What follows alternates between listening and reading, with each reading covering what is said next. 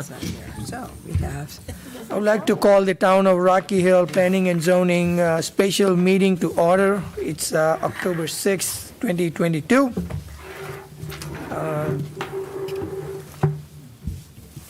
So today we are meeting to discuss the section of the Connecticut General Statutes, that's 8-30G. And we have our town legal counsel who will be presenting and informing the commission members as well as the public to, what 8-30G is. So I think we felt that this is important sections for the commission members to understand and also the public. With that, Can we make Kim, sure? yeah, I just want to introduce Richard Roberts. He is an attorney with Halloran and Sage. That is the law firm. That is the town legal counsel. We've interacted on the staff level, I know, with many of your colleagues, Richard. And he is here this evening to provide some zoning law update concerning Section 830G. This is a very general discussion on the statute and process under that statute. There's no specifics that are going to be discussed concerning any topic that we may have before us. And you do have a handout on your table, which is provided by Attorney Roberts. Attorney Roberts comes with many years of municipal legal experience, and he also happens to serve as a chairman on a planning and zoning commission himself, so he's very well versed in what you folks do here at the table. So, Attorney Roberts. Thank you. Yeah, I'd been chairman in Weathersfield for a few years and served for a while there, so I understand the thrill it is to serve on a planning and zoning commission. Do I detect sarcasm? Yeah, there are some good days. Basically, what I want to do is provide you with the 10,000-foot overview of the statute. I think it's particularly important, since you have an application pending, that we just kind of speak in generalities, just to prevent any kind of taint of any application that might be either pending or proposed in the future, just so that you have kind of the backdrop. And, over the last couple years, maybe 2-3 years, it's been a subject of great discussion among our political leaders as to whether 830G is serving the intended purpose, whether it should be modified, whether it should be strengthened, how to improve the process, how to actually provide, more affordable housing, how to balance that, the state policy against municipal needs and so forth. And while it's been a subject that a lot of people have spent a lot of time arguing about, there really have been few, if any, changes at the legislative level at all recently about the statute. So the case law has been developing and evolving over the last 25 or 30 years since the law was first put into place. It's kind of scary to think that I was actually practicing law when it was put into place. It was Governor O'Neill, God rest his soul, put together a blue ribbon panel to study, affordable housing, which was perceived to be in short supply and a dire need in the mid to late 1980s, before 3 recessions ago.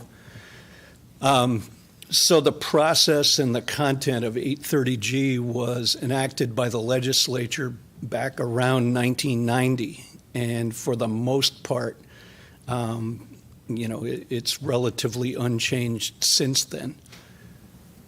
The most fundamental element of 830G is defining what constitutes an affordable housing project. Basically, there are two kinds. One is assisted housing, which, may have CHFA, FHA, HUD backing for the project itself. It may be, a standalone development that's government-sponsored. Or, on the other hand, the set-aside development, which are the ones that more commonly come to planning and zoning commissions. Those are private developers or, organizations that come in.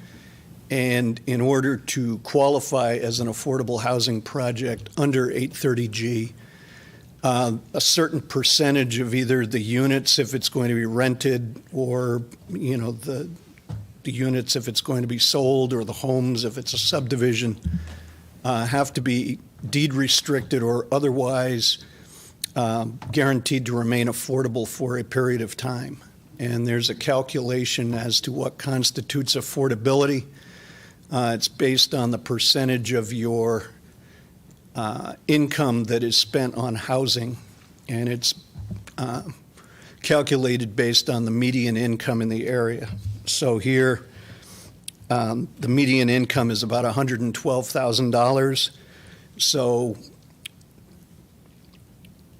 the way the unit would be deemed to be affordable is if, basically 15% of the units in a project were set aside so that people earning 80% of the area median income would be spending no more than 30% of their income on housing.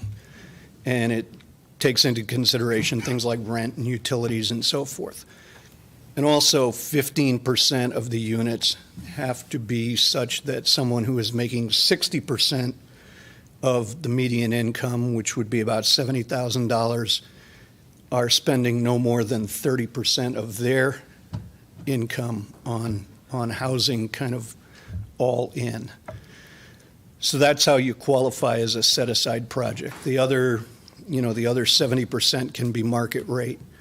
That's the kind of low end of the threshold to qualify. Some people put in, significantly higher. Some people have proposed, entirely affordable projects, some 80% affordable. It's just the 30% is the threshold to satisfy the requirements of 830G.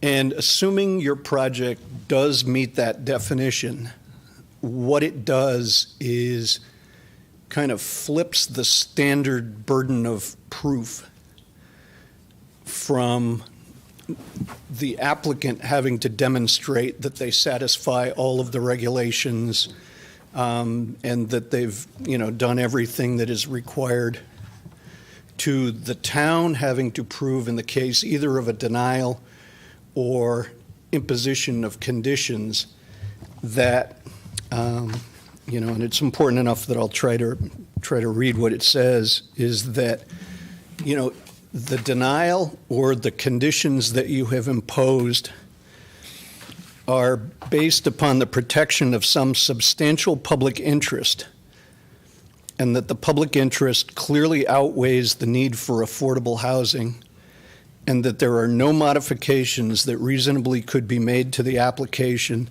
that would permit the application to be granted.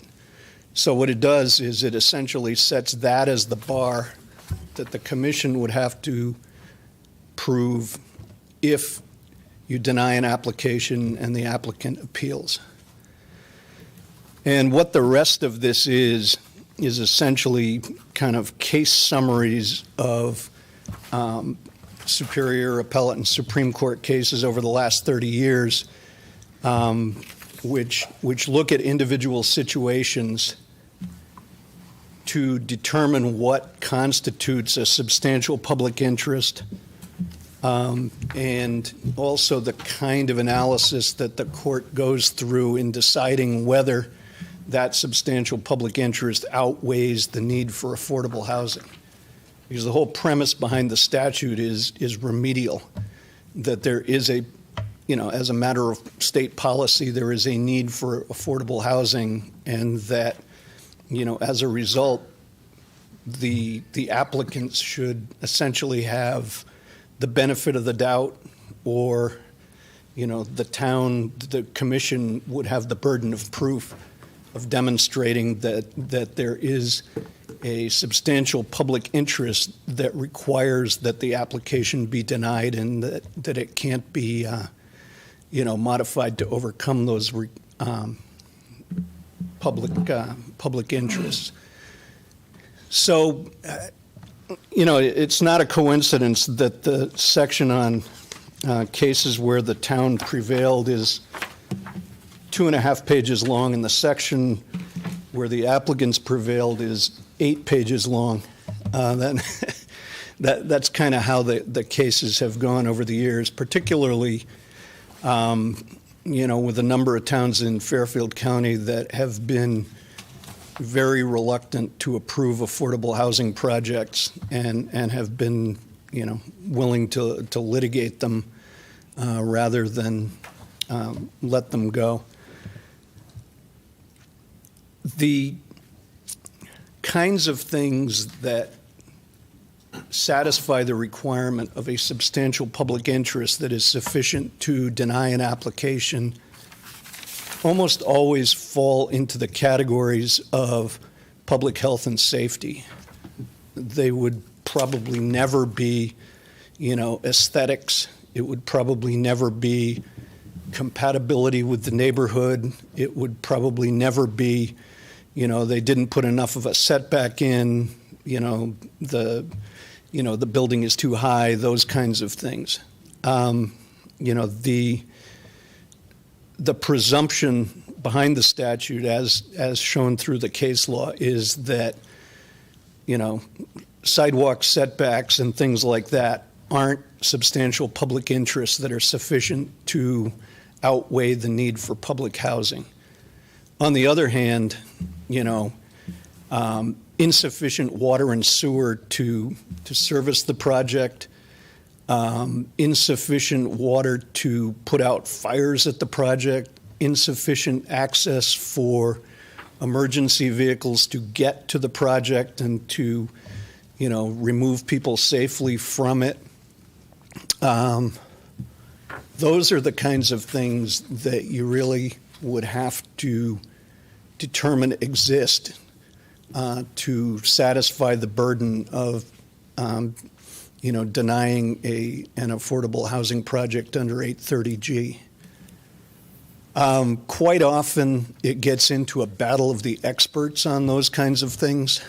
We've represented both municipalities and developers and have, had multiple nights of hearings about, aerial ladder fire trucks and how long the outriggers have to be and how far around the sides of the buildings people have to be able to get and those kinds of things. And, what the building code is, what the fire safety code is, those kinds of things.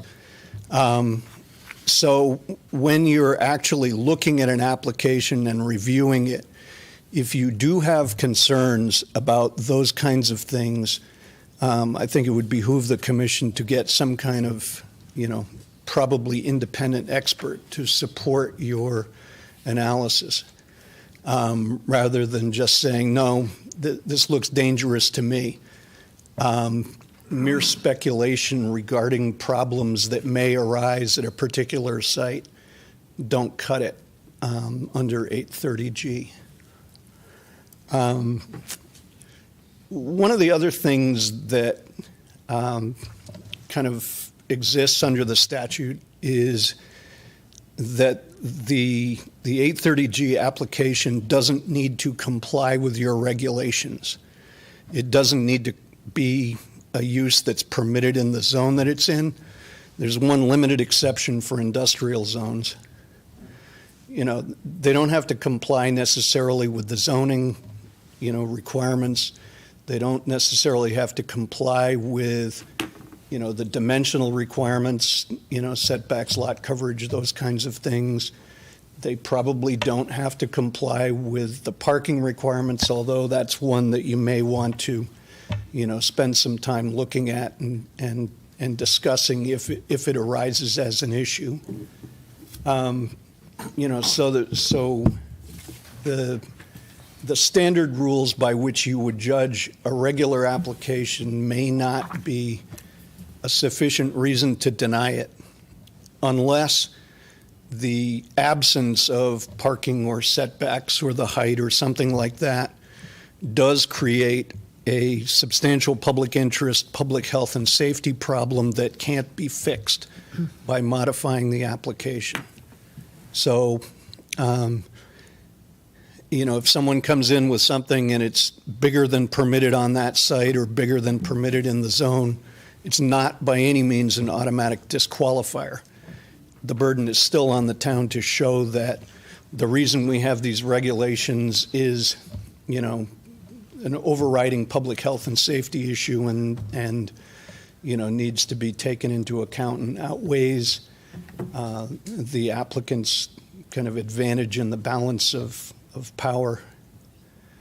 One other thing that I will say is if there are things that you are concerned about with an application, the applicant does have something of an advantage under 830G, and that's that was by design.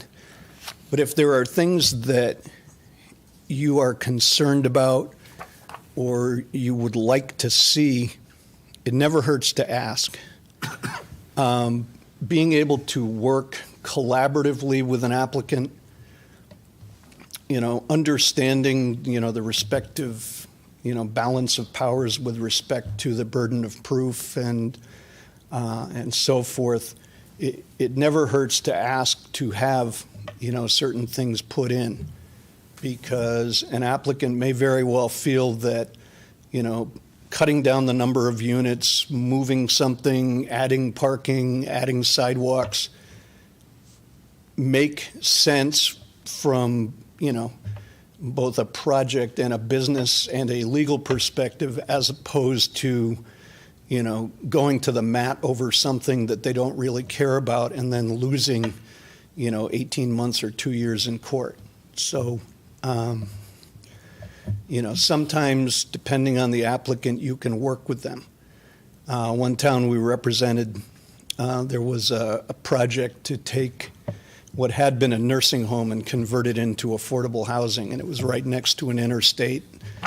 And the concern was that, there may be people living in that project who would be going to a school that's, a quarter mile away. And, the ask from the town was basically that they put in sidewalks. It's outside of the scope of the regulations. It's outside of the scope of what would have been required by 830G. But, at the end of the day, the applicant decided that, it was worth their while just to do that, instead of having a prolonged battle about it. So, while there is a presumption in favor of the applicant, to the extent that you can work with them and be reasonable if there are things that the town is concerned about, it never hurts to ask. I really wasn't sure what, if any, questions you had, and at this point, there's no real point in going through all of these cases because they kind of fall into the pattern of, how important is the issue and, kind of the fact-specific nuances of fire safety, water, traffic safety, those kinds of things. So at this point, I'll just ask if you had any questions. So I think before we open up, we jump in, again, I just want to reiterate that, this is just about 8-30G, so you should be mindful about, when you ask questions, pertaining to the sections and not to anything else. So I'll start. Is there a requirement for wetlands commission and wetlands approval or action or anything like that? Yes. Yeah, it's only an exception or an exemption from the zoning statutes and subdivision. You still need to comply with wetlands, and some of the cases have actually been in situations where the project was derailed because there was inadequate, water or sewer capacity to handle them. So, it's not particularly well developed as to what the standard is in those cases, but it is focused primarily on Title VIII, which is, the planning and zoning aspects of it. So in terms of, is it required that that action be taken first before they come to P and Z, or? I would say yes, just because, there's no point in you approving something that is going to get denied by wetlands or vice versa. I mean, essentially the statute requires that the filings be made simultaneously, so it's usually a better practice, and I don't know, Kim can say what it is here, but I think generally you work your way through wetlands because, if you're going to lose 7 lots because of setbacks and so forth, there's no point in forcing P&Z to look at them. Yeah, typically, we advise people to apply to wetlands first because we know that statutorily you must have a wetlands decision prior to planning and zoning making their decision. Wetlands has to submit a report to this commission and it must be read into the record. The applicants, however, we do caution applicants if they choose to file simultaneously, they do so and that's their risk. They're paying a fee. Oftentimes a large fee to apply to wetlands, but that is their risk if they choose to apply simultaneously. They can. All right, I'll open up questions. Is there a special application or something that a developer has to do to file an application under 8-30G? Or they just say, I want to do it like that, and that's it? Is there something that how do we know that it's an actual 8-30G? Yeah, I mean, they will include something in their submittal, probably in a draft affordability plan or something, just so that, that it's clear to staff and to the commission that it's being submitted as a set-aside application under 830G. Otherwise, it would be awkward, you get to the hearing and say, well, this isn't permitted in the zone, and they're like, oh, we're doing it 830G. So I think There's nothing from the state they need to say, like a raised seal document that says this is an official 8-30G application. No, it would be part of the application, kind of the narrative itself. And it would probably include, maybe a draft affordability plan, maybe drafts of the covenants or restrictions that would be put on the units and so forth, just to kind of make it clear that they qualify as an 830G because, they wouldn't want to, apply and assume that they're going to, be processed as one if there's a defect in what it is that they think satisfies the definitional requirement. If an 8-30G application goes through, excuse me, and then there's deed restrictions, are those deed restrictions subject to the 8-30G in perpetuity, or is it just at the time of approval? So let's say 8-30G gets revoked or changed or anything. Do those deed restrictions change, or is it at the time of application or I CO think, or whatever it is? I'm just going by memory, but I think the deed restrictions or the other covenants have to be in effect for at least 40 years to qualify as an 830G. So, there has to be a restriction on the property that lasts at least 40 years in order to, to qualify as that, even if the statute is, repealed at some point in the next 40 years. They got their approval based on what the law was at that point in time and have to comply with all of the requirements as to what the law was then. And those would have to be filed on the land records, I would Yes. assume, too. Yeah.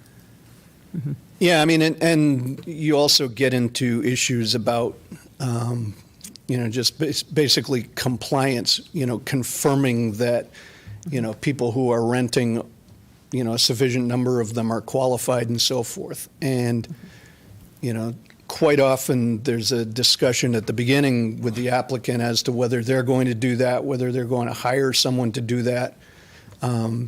I don't necessarily think it should be the town's obligation to do that, but someone should be providing evidence or a report, that will be described in their affordability plan as to how they intend to market the units and how they intend to ensure that the ratios are met going forward. Because, you could run into situations where you have either an apartment or a subdivision where people, are making $50,000 when they buy the house, but, they suddenly are making $140,000, 2 years later. So you don't throw the people out of their house because they've thrown off the ratio, but you have to make sure that, when the next unit comes up, that it is either rented or sold in such a way that you bring it back into compliance.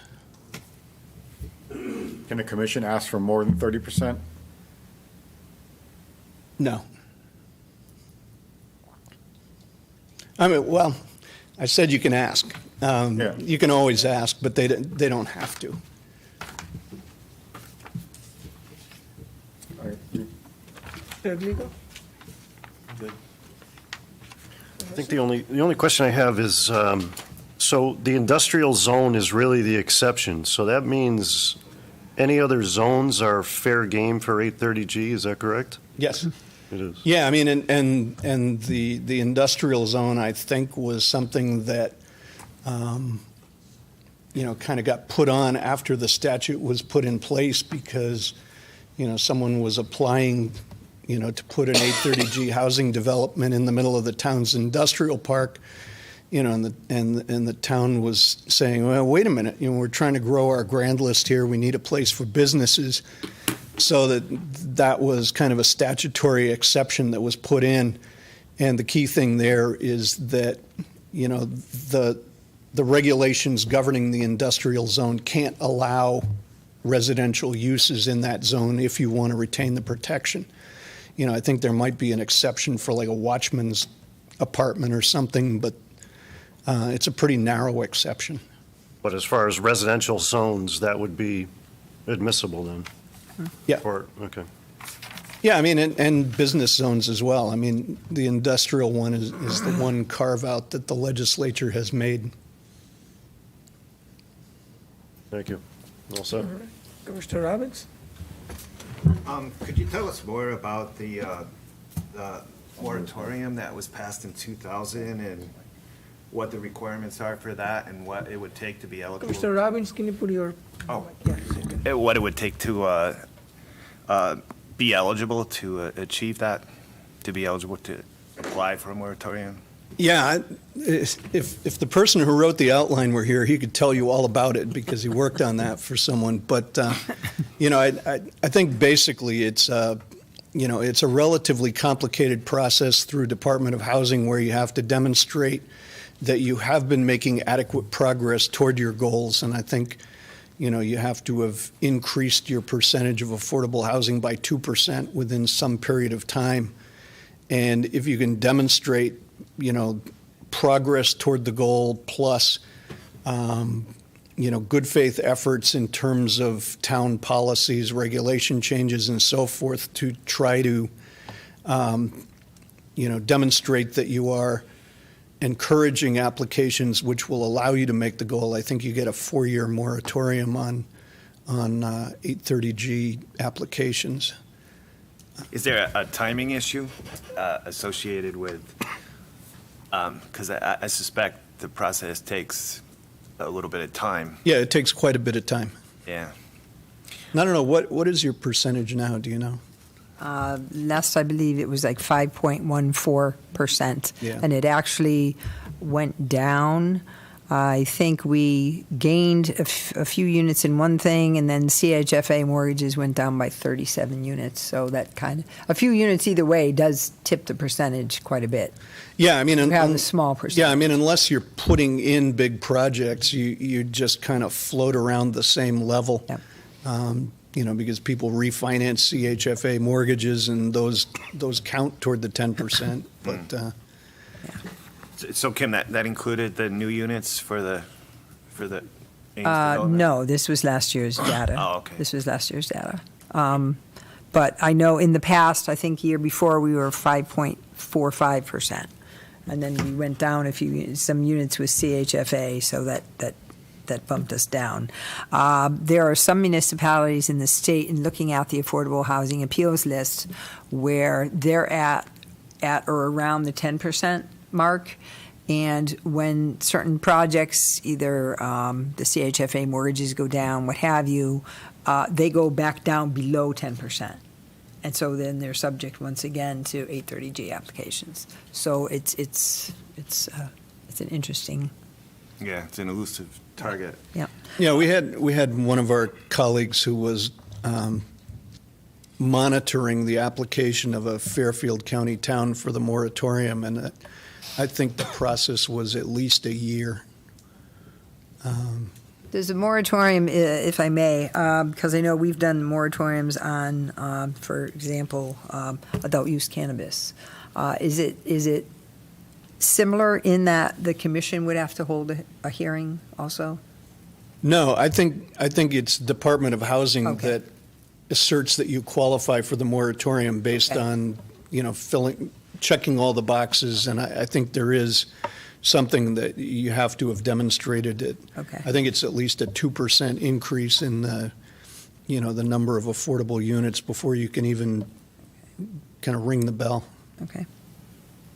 Thank you. Yeah, because I did read that when you're doing the calculations, it's got to be equal to or greater than 2% of the housing stock or 75 housing unit equivalent points. And apparently so I'm not sure which would be greater, but when it comes to these housing unit equivalent points, a lot of the things that we can count as affordable housing fall out of the equation. Right. So that makes it even more difficult to, Yeah, I mean, and that's one of the problems that kind of has been in effect for decades, is that it doesn't necessarily match what people assume the definition of affordable housing is. It's either deed restricted or has one of these kind of specific qualifiers. but what is interesting about the housing unit equivalent points is that it does give the highest point assignments to rental units restricted to 40% of median, 40% of median income. Yeah. That's pretty low. Yeah, I mean, that would be probably $50,000 families. Yeah. Another question I had too, though, was for an affordable housing development, when it comes in front of us, we're told that it's this, and we're going to do that. We'll deed restrict it for 40 years. But what recourse does the town have, or how does the town ensure that actually remains true for 40 years? Well, there's an affordability plan, and I think the covenant would have to be enforceable, by the town.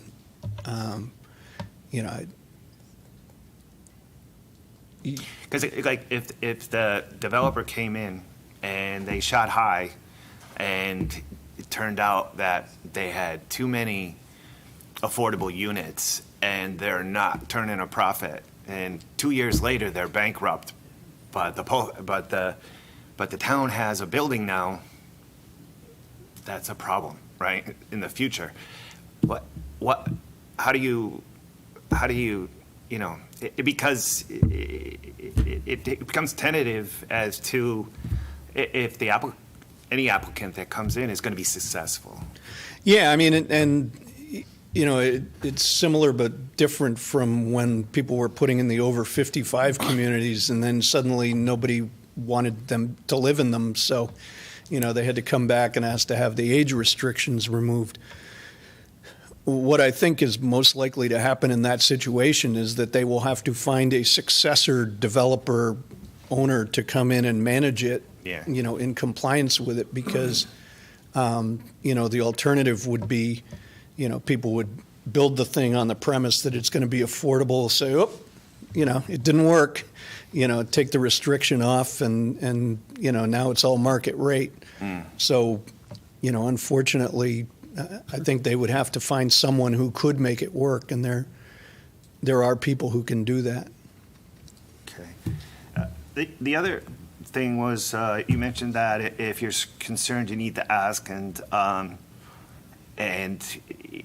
with that concept, though, as volunteers on the commission here, in the town having limited financial resources, based on court history, what is the burden of proof that the town would have, some rules of thumb that the town would have to do to really get the data and do the research to back up their concerns that would be defendable in court? I think frankly, I think the kinds of things that would be defensible would be relatively obvious. If the project is 3,000 feet away from the nearest road and it's a 12-foot wide, driveway over bridges through a wetlands that gets there, you have traffic safety and fire concerns.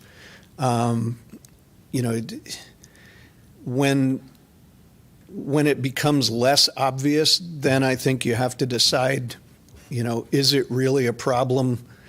And I think your town staff can tell you, is this basically up to code? Is this something that, if all else was equal, would it work? One of the things that I know a number of the cases in Fairfield County often turn on are things like driveway widths. The commission will say, no, it has to be 24 feet, and the applicant, because they're trying to get things in there, or the site is constrained, can't give you more than 20. So you have to talk to the fire department and say, can you make 20 work? How can you make 20 work? Would the trucks all have to back out of the site? Those kinds of things. And, depending on which judge you get, they may very well say that, the fact that a fire truck has to back up 200 feet is not sufficient to outweigh the need for affordable housing. But, if there's, only one ingress and egress for 80 families, that might be a problem. So you kind of need to look at the specifics of what your concerns are. And, I think, frankly, make sure that they are serious, legitimate life safety concerns or, water and sewer concerns before you spend, a whole lot of time arguing about, kind of the periphery. I mean, would you say reliance on town staff would be sufficient, or it would be beneficial for issues that are debatable to get expert opinions from third party or Yeah, I mean, professionals? if it's something that's within the town staff's expertise and they can credibly explain, either point to a code, point to, their experience, point to, certification standards or something, that could be enough. If you sense that something is going to be kind of a pivotal issue, it's probably worth getting a third-party expert, and you may want to know what the answer is before you have them testify at your hearing. Yeah. Yeah, I mean, if there is something that you think is really going to be kind of a make or break issue, it's probably worth at least considering getting an outside expert to weigh in on it, just so that it isn't seen as kind of a self-serving knee-jerk response by the town to deny something. All right. Turn it over to Nancy. Thank you for coming here and speaking with us. What about any compatibility issues with nearby similar structures? Is that something that could be considered? You mean like aesthetic or use? Use and like nearby, same types of situation of housing, bigger, massive housing structures. Not really. I mean, that's something that you as planners would want to consider, but it doesn't, I don't think it rises to the level of a substantial public interest that would, outweigh the need for housing. Right. Like I'm just saying, like another competing housing development nearby. Yeah, I don't think okay. think that would be enough. Any other avenues like of existing structures that could be looked at as meeting these guidelines? For example, what about group homes that are very low income for sometimes elderly people or people with disabilities that get in at a real low rate of housing? I guess the issue there is that already exists. So if someone wants to come in and I've got a 3-bedroom house and I want to deed restrict 1 bedroom of it. But under the statutes, I know group homes has several different categories, and they've expanded that category Yeah. through the years. Before it was developmental disabilities, and now they've expanded it to people with substance abuse issues and other things, or mental health issues. They're deemed to be single-family homes. So I would assume, and I'm thinking out loud here, I would assume that, say you're in a subdivision, there may be 2 group homes, and I know for some of them, there's certain distance requirements in between, but I would assume that, okay, you have 2 units that may be a group home, of group homes in this large subdivision. I don't see them as designated as affordable units. I just see them designated as other single-family homes. I don't know if... Right, because it doesn't fit well with the already built universe. Yeah. I mean, they also have to be deed restricted. So if they're not deed restricted for, certain number of years, 30, 40, whatever that might be, then they're not considered affordable, because as soon as that person leaves, you can bring in somebody at a higher, income. But what a resident in a group home is paying isn't necessarily just for rent. They may be paying for their health care. They may be paying for, their furniture. There's a whole bunch of different things. So I don't know that it's classified as affordable. See it as such. No, I don't think so. Okay. Yeah, I mean, these most often arise in the situation where you're either tearing down something and starting with flat earth and building something that isn't otherwise permitted by zoning, because if you had something that was otherwise permitted by zoning, you wouldn't need the kind of leverage of 830G. You would just build it. These are ones that tend to be either, more dense, larger, in a different location, with more coverage, more units than would otherwise be permitted. Thank you. Mm-hmm. I mean, we touched upon the financials. So asking questions about or looking into the financial aspect of the project. Say it's going to cost $5 million, and these are the different sources of funds, and they can show the project will be done and they have sufficient finances, rather than not having. Is that something the commission can look at, like financial of the project? But don't they pull a bond? Don't they have a bond to finish the project? Isn't that I know the protection? we would take a bond on erosion sedimentation controls Right, not- and Building. public improvements. Yeah, not But the we're not project. going in to develop their Right. project, so we don't bond. Yeah, I mean, I would be wary about doing that if you don't do that to everybody else. Yep. just because it would appear that you're singling them out, and that would just be one of the things that they would use in the complaint against you.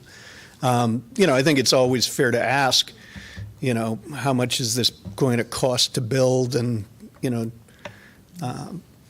that kind of thing. And they'd say, we have investors, we have a business model, we do this ourselves, those kinds of things. We have a track record. These are projects we've done elsewhere. But I wouldn't ask financial due diligence above and beyond what you would ask any other similar project, because that could turn around and bite you as, evidence of some kind of bias. How about, Strictly an economic development question. If they go there for, oftentimes, projects in Rocky Hill go to Economic Development Commission to garner some support, and we may even have people from the commission come to planning and zoning with a letter, in favor of whatever it is. But just so you know, but typically the commission wouldn't get into financials. No, we had one in Weathersfield where the applicant, it was not an 830G, but the applicant basically volunteered what the equity stack was and so forth. But we generally don't inquire about that kind of thing. and the reason I was asking for that is because you'd be approving something, that is different, right? And after the approval, if the finances go south and they can't finish, or it's 70% done, it will stay there, right? Until someone else comes in and picks it up. So in Right. that instance, town, because of, 8-30 approved something, and now we have to probably deal with the aftermath of not able to finish the project. So from that perspective, the other projects that come in, they are different, right? So they had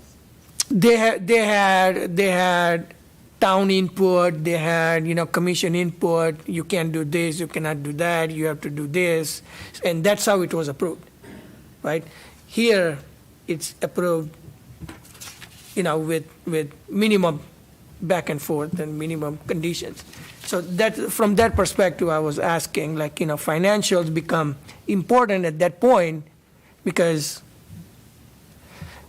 project is approved. Yeah. And now you cannot undo the project, right, to go back to a regular non-8-30G project. Right. So from that perspective. No, I understand that. I'm just looking at it from the perspective of trying Yeah. trying to protect you. Yeah, I think there are other ways to approach it. It's like, can you tell us about other projects you've done? Who's going to be your contractor? Are you using the same people? Maybe indirectly get to the same point. So that was my follow-up question as to, can commission ask, have you done this type of project before? Where have you done it? Can we see, or are there? Well, I think it's a fair question, but I mean, if somebody says, no, I've never done one before, that's not a legitimate reason to deny it. It just may make you look a little harder at it to, make sure that it's done properly. And I think I was thinking from perspective of how successful that project is, right? Once residents get in, where their complaints, where, the things that were done, the way it was built, is that, negatively impacting the residents, from that perspective, Yeah. Yeah, I mean, and there are some, affordable housing developers in the Hartford area, in the state, who have, outstanding track records, and there are others that maybe none of us have ever heard of.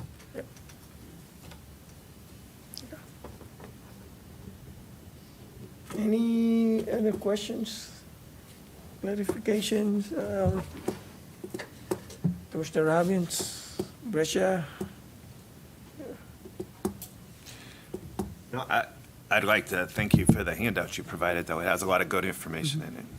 Yeah, I mean, it's, you know, it's not exactly spellbinding, but it does give you kind of the sense of the sorts of issues that come up and which ones, you know, a court has found to be sufficiently important to, you know, to justify either a condition or a denial, and which ones don't cut it. Can I ask you a question?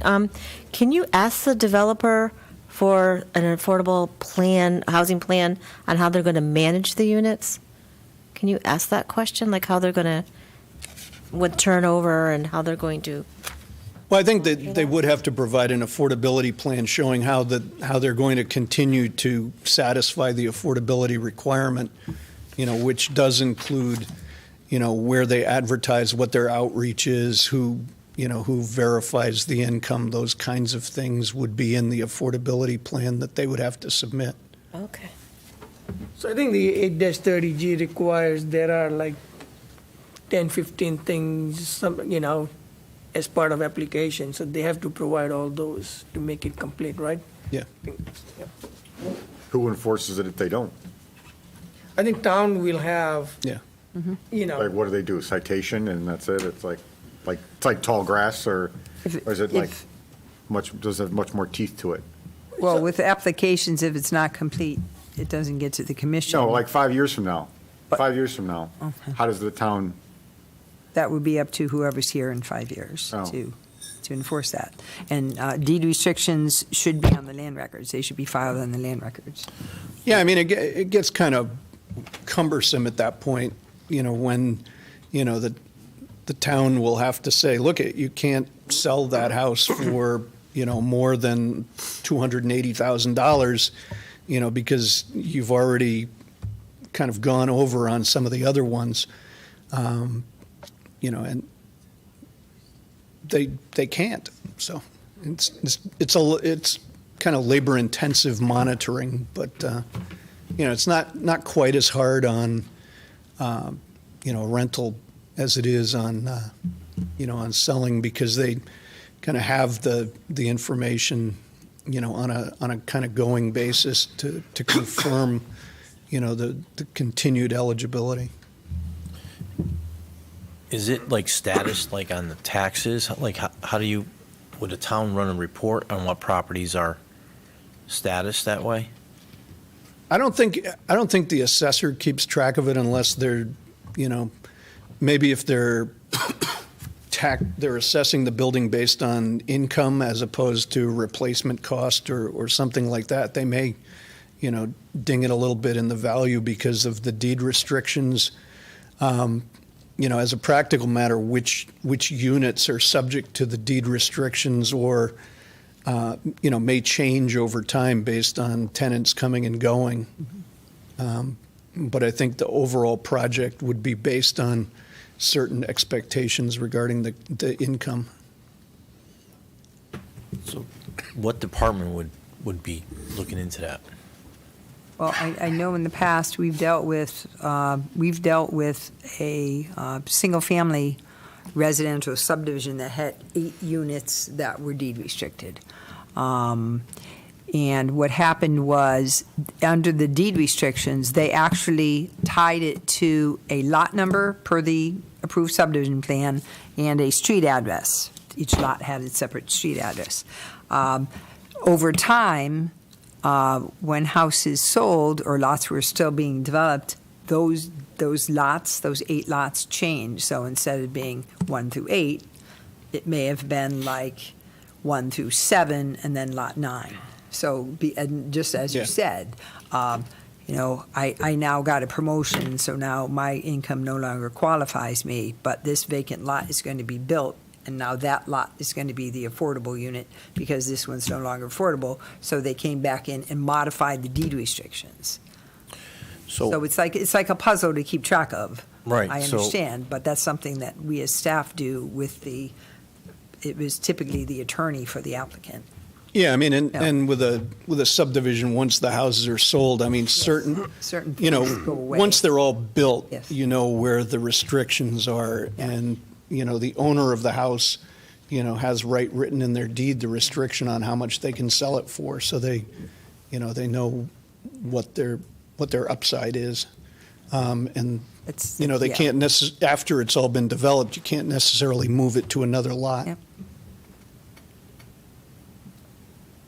But that was something that we as staff had to keep track of. Now, in 40 years, I don't plan on being here.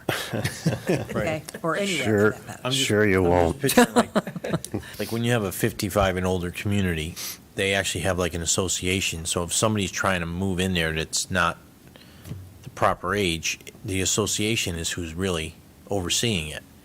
But in this case, like if a rental person moves out and somebody else they might not, like, is there like a percentage, like, they have 6 months to get somebody in there? Like, they're waiting for another applicant to fit that need. Yeah, I mean, and in their affordability plan, they talk about, what outreach will be made to try to find somebody. And I think then it comes down to the enforcement. It's like, look, you've let 5 market rate tenants leapfrog this one, affordable rate unit. You need to put an affordable rate tenant in there. Now, what's the percentage of units staying empty? Like, say they choose not to fill it, but it's statused. Does the status go on the unit, or does the status go on the tenant? The affordability.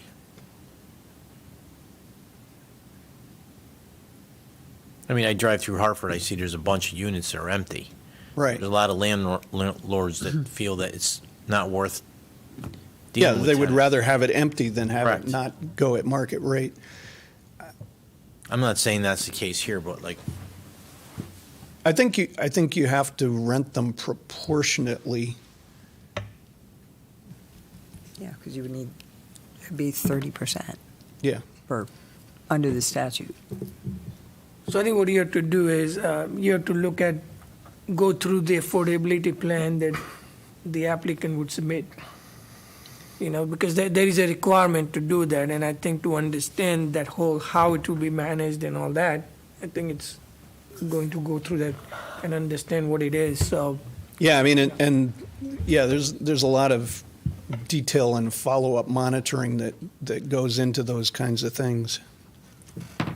And also, like, who is going to monitor from their side, or is it totally dependent on town staff? I think that kind of information would be there as well.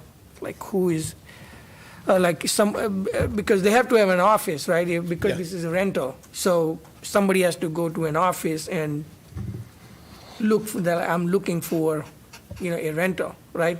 So that office probably will have records of, what they have to fill in. Like, Right. hey, we have 2 affordable units that we have to fill in, so you don't qualify for that, like that, right? Right. Yeah. Yeah, because I mean, the town isn't going to go to the building every year and ask for everybody's 1040s. I mean, the first source of information is that, whatever management company's running it. Right. I mean, I don't know what you have seen in the past, but could commission say, hey, we want to see every year? And hopefully it would be in the affordability plan or affordable plan, whatever it is, that they will provide yearly update to the town or whatever. Yeah, I think that's pretty standard, really.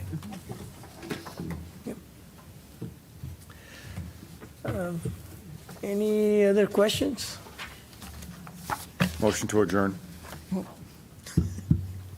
I Are second. you off? Okay, All right, all in favor of the motion? I'm sorry, Kim, okay, I just wanted to Oh. thank, Well, we were going to. oh, okay.